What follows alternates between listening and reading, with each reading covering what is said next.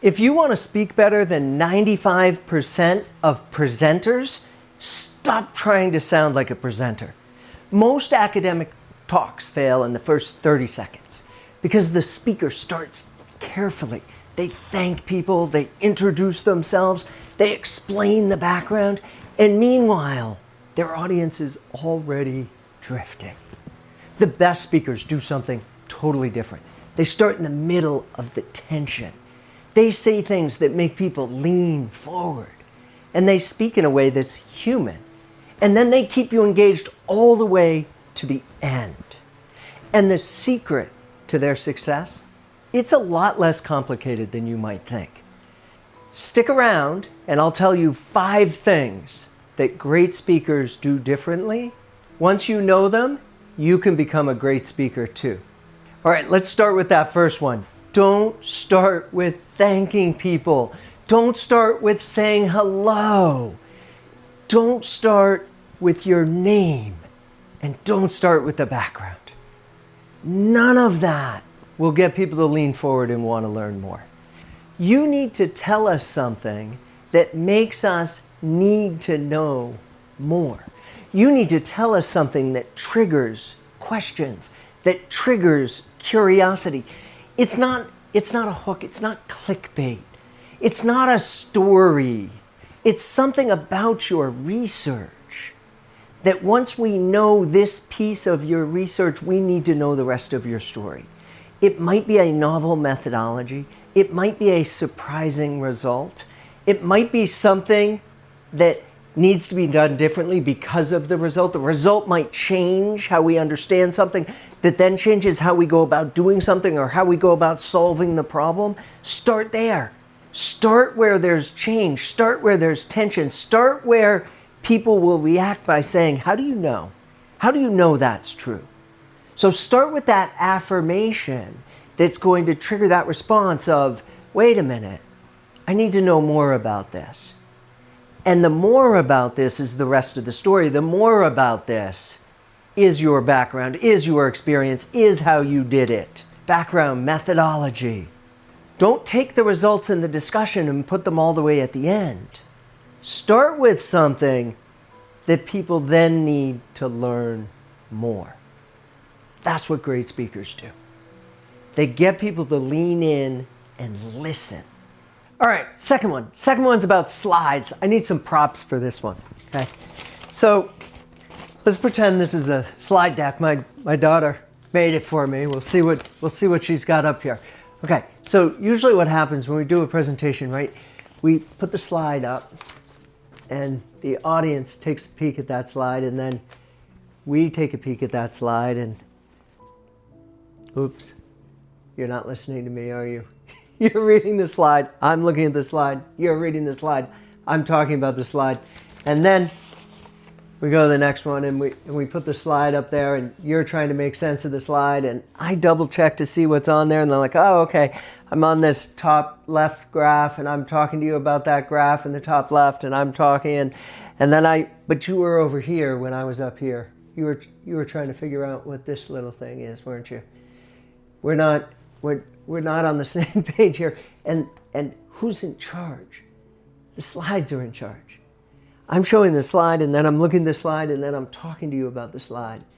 And then I go to the next one, and I look at the slide, and oh, look, there's a nice little map, and then I talk to you about it, and you're maybe down here in this corner, and I'm back. And again, who's in charge? Am I in charge?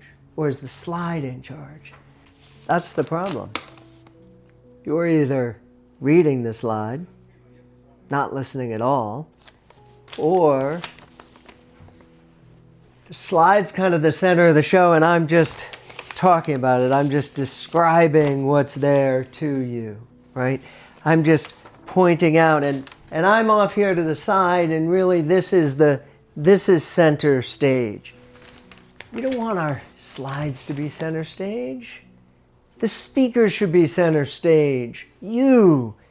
So here's one shift you can make. Not the only shift, but one shift.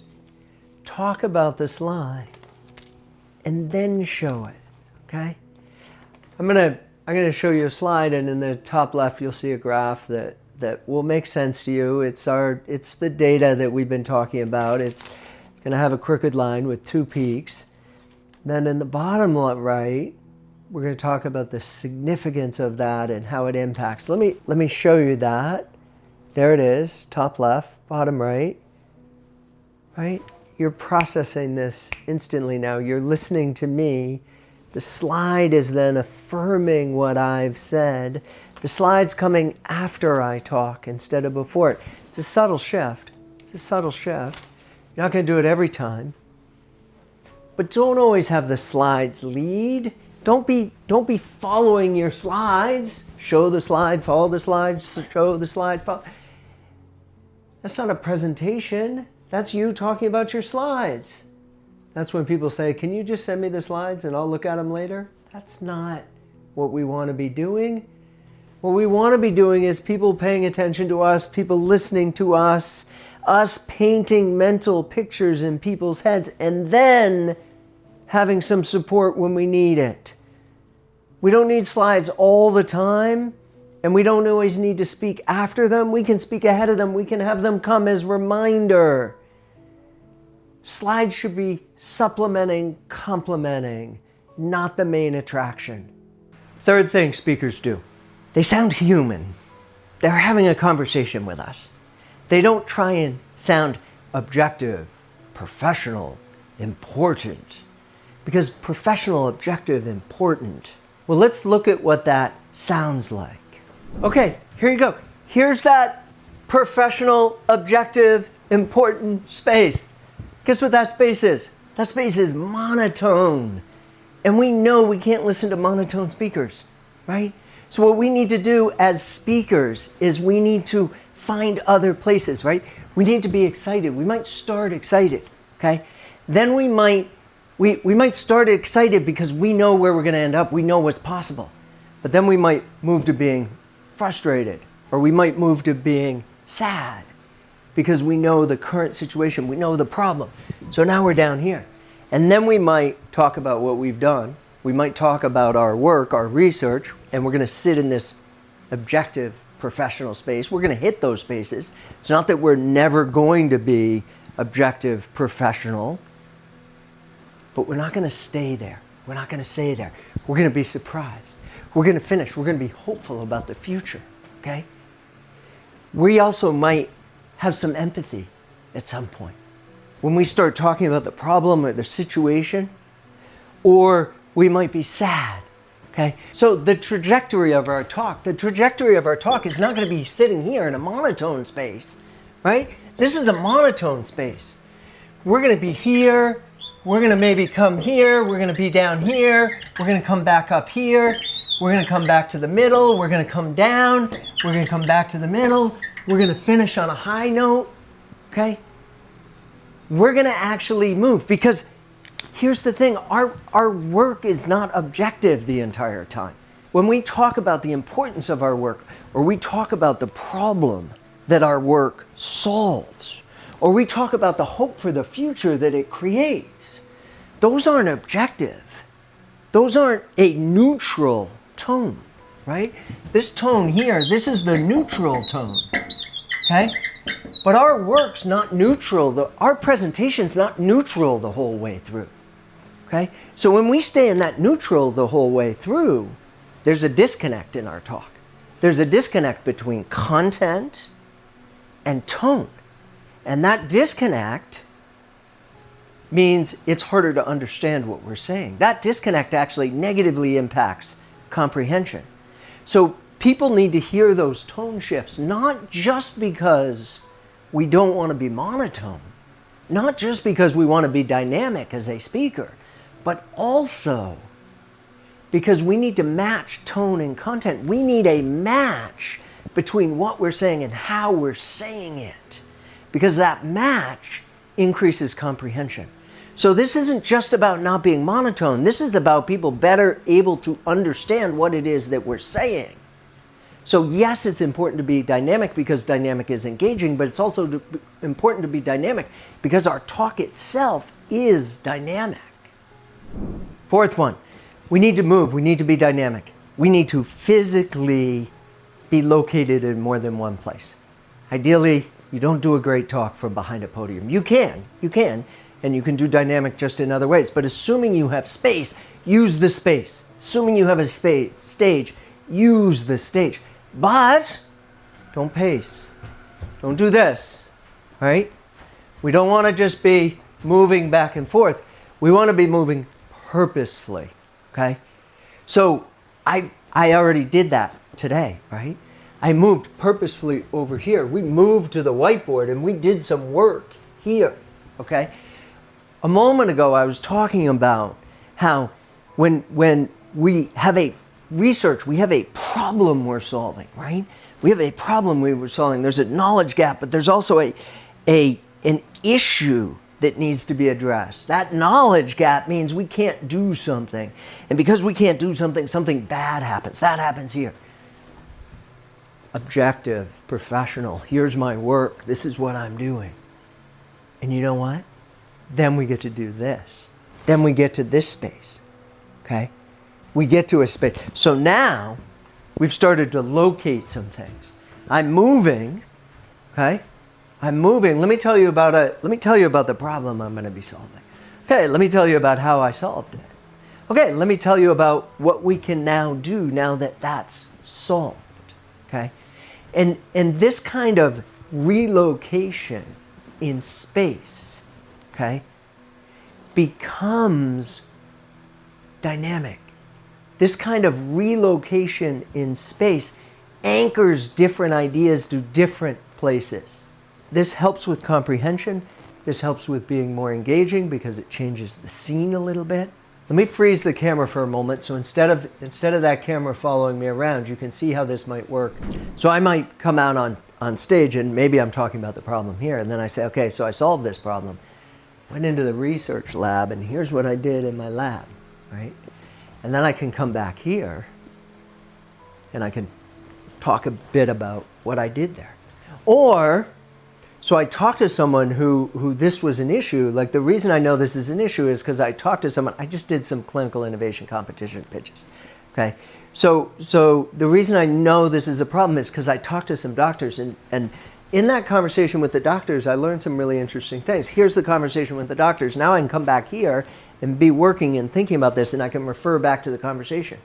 And now that I've done this, what I want to be able to do, what I want to be able to bring back to the doctors, back to the hospital, is this so that they can then change how they're doing things, right? And then what it's going to mean for patients, right? So over here you have doctors who had a problem. Here you have me doing work. Now I'm bringing the problem back to them. And then we have the impact on the patients over here. I'm not pacing, but I'm anchoring things in different places, okay? I'm anchoring things in different places, reminding me, am I talking about my work? There's that neutral objective space probably. Am I talking about the problem that they have? Am I talking about what's going to be now possible with patients? Okay? And in this kind of dynamic placement in stage, great speakers do this. So there's 4 things for you. One is about your trajectory. One is about starting in a place that's interesting and then building the story from the inside out. I call this answers and questions. If you want to learn more about that, I have a course. One of the modules that I teach is teaching people how to do this answer and question space. Okay. The second thing I talked about was this relationship with slides, right? Don't always show a slide and then talk about it and look at the audience and let the slides be leaders. Lead sometimes. Talk first, then show the slide. Are you always going to talk ahead of your slides? No, of course not. But you're going to talk ahead of your slides some of the time and behind your slides some of the time. And that's going to create a dynamic space. Sometimes the slide is the center of attention. Okay, when I got to the whiteboard here, the whiteboard was the center of attention. I was off to the side for that moment, but not the whole time. Not the whole time. Third one, voice, right? That's when we were at the whiteboard. You can't sit in that professional objective space and expect anybody to think you're a great speaker. Great speakers don't sit in the same tone. Space. Great speakers also don't stand in the same space the whole time, okay? That one's A little more negotiable because you can do a great talk from behind a podium, but it's harder. It's harder. And most of the time, we're not restricted to being behind a podium, and we can use space. So if you can use space, use it. Fifth one, I promised you there were 5. The fifth one is new. The fifth one has to do with the impact of AI. Okay? The impact of AI right now is that you can sound too perfect, you can sound too fluid. So when we sound too fluid, when we sound too perfect, we wonder about authenticity. We wonder whether the person that we're listening to is actually speaking with us, or are they just reading a script, or are they just memorized a script, or are they just in their head? Everything kind of lays out perfectly. It's all too neat. It's all too clear. There are no hiccups. There are no stumbles. And when that happens, our radar goes off. Our radar goes off, and we're like, I don't see you thinking. I don't see you working through what you're saying. I see you just reciting, okay? I see you just reciting, and this hyperfluency, which actually used to be an attribute, this hyperfluency used to be an attribute because we knew they earned it. We knew they earned it. But now, this hyperfluency, instead of being an attribute, is actually a signal that maybe AI wrote it. It's a signal, everything's just a little too smooth, everything's just a little too slick. AI is erasing some of the hiccups. AI is erasing some of the lack of fluency. AI is erasing authenticity. It's erasing authenticity. So there's good news here. We don't have to be afraid about hiccups. We don't have to be afraid about having to pause for a moment and think and reset. Because those moments when you're resetting are the audience being able to see you think, or the audience being able to understand that this is real, this isn't a performance. Great presenters, it's not so much about performance. It's about authenticity, it's about being real, it's about mastery. It's about really understanding what it is that you're saying, what it is that you're talking about. But it's not about having ironed down every wrinkle and perfection. That's the fifth one. Now you know. These things are not hard to do. You can do these. And when you start to do these, when you start to get better at doing these things, you'll become a great speaker.